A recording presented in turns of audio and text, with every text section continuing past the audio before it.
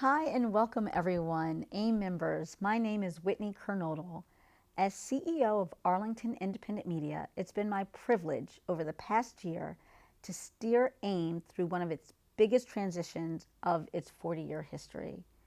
In this video, I'd like to highlight some of our accomplishments during this fiscal year and give you a sense of what we have to look forward to in 2023. Throughout the pandemic, AIM's survival was largely due to the work of 2 dedicated full-time staff members, and we thank them. However, the organization faced significant vulnerabilities, including long-standing fiduciary concerns as well as dwindling funding and membership. Rebooting after the pandemic presented a significant challenge, but it also created a thrilling opportunity to take a media organization that had been somewhat stuck in time and reimagine it for the modern day needs of our community. Leveraging relationships with county leadership, I was able to prevent an anticipated 5% cut to AIM's budget and to secure assurances from the county to unlock an additional $600,000 in long unused PEG funds for fiscal year 2023, some of which we've already begun putting to use.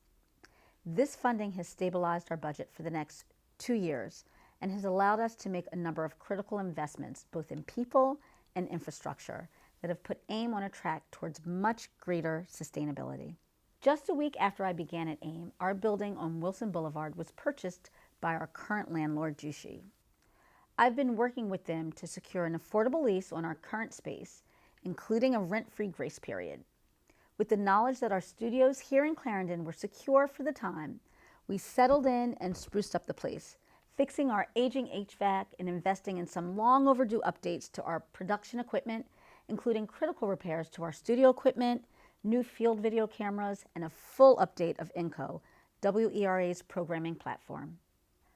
We also launched our new member portal, which in addition to registration for new classes, now allows our members to view and reserve equipment and space at AIM, and send out crew calls for their productions to certified volunteers, all from the comforts of their own home. With our foundation in place, we were ready to get back into the thing we love most, serving our members and the community. We threw open our doors to producers again with a town hall, a producers brunch, and a coming out party that, to quote a longtime member, was like nothing AIM had ever seen before. Television and radio productions are now back in swing at AIM, and we've been working with our current producers to refresh and update their skills so they feel confident running the show again. We've also resumed a number of our other core courses, including field video production and editing with Premiere.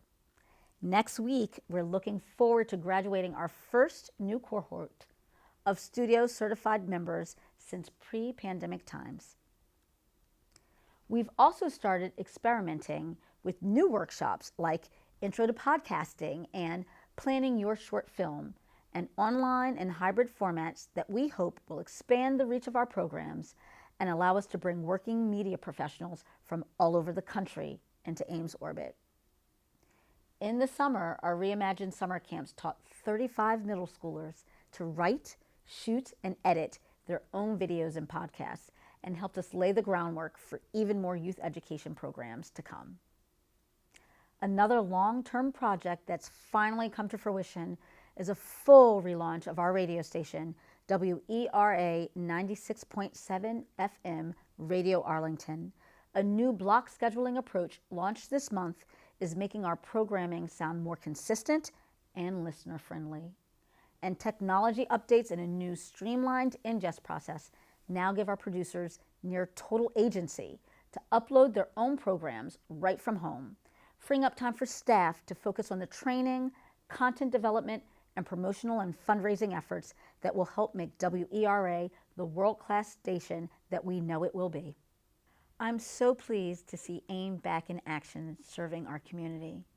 But my core mission as CEO of AIM is to expand and deepen our understanding of who our community is and double down on making sure AIM's programs are truly accessible and equitable to all of Arlington. To that end, we worked in partnership with GMU's Summer Researchship Program to embark on a new community needs assessment to make sure we fully understand how AIM can better meet the media and training needs of historically underserved and underrepresented groups in Arlington. This effort has included reactivating our street team and equipping volunteers with a survey for prospective members. And we've been cultivating targeted partnerships with groups like Green Valley Civic Association, La Cocina, Black Heritage Museum of Arlington, and the Arlington NAACP. I'm also thrilled to announce that after 24 years of being centered in North Arlington, AIM is negotiating with the county for a lease on additional satellite space on 4 Mile Run. Having a presence there will make us much more accessible and allow us to reach more deeply into South Arlington's wonderfully diverse community, including Green Valley and the rich history provided by Arlington's Black residents there. Finally, our youth journalism initiative, which officially launched last week, is explicitly focused on reaching kids from communities whose voices have too often gone unheard. Focusing primarily in South Arlington, we plan to offer full tuition scholarships and stipends to teenagers who speak languages other than English at home or whose parents are currently impoverished, to tell stories and surface the issues that matter most to their families and neighborhoods. We've got so much to look forward to at Arlington Independent Media. The media environment has changed dramatically since AIM's founding, and to meet the moment, we plan to expand beyond legacy media. And to meet the moment, we plan to expand beyond legacy media to become a truly digital-first organization, building out a network of podcasts and YouTube shows and creating a vibrant social media presence that deeply engaged with our community. Members can also expect tech updates to our audio production room to facilitate video podcasts and high-fidelity remote interviews, and look forward to making connections with our new South Arlington community as we build out our new spaces in South Arlington and beyond. Long-term fiscal sustainability will be a primary focus this next year, and to that end, we've got a number of exciting and creative fundraising efforts in the works.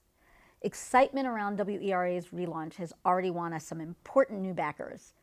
Arlington Economic Development's Bid Launch team selected AIM for a program called Relaunch, which will give AIM free website and e-commerce assistance and put us in the running for a $10,000 grant. And of course, in the coming months, I'll continue connecting with major corporations and foundations in Arlington and the DMV to bring in new resources.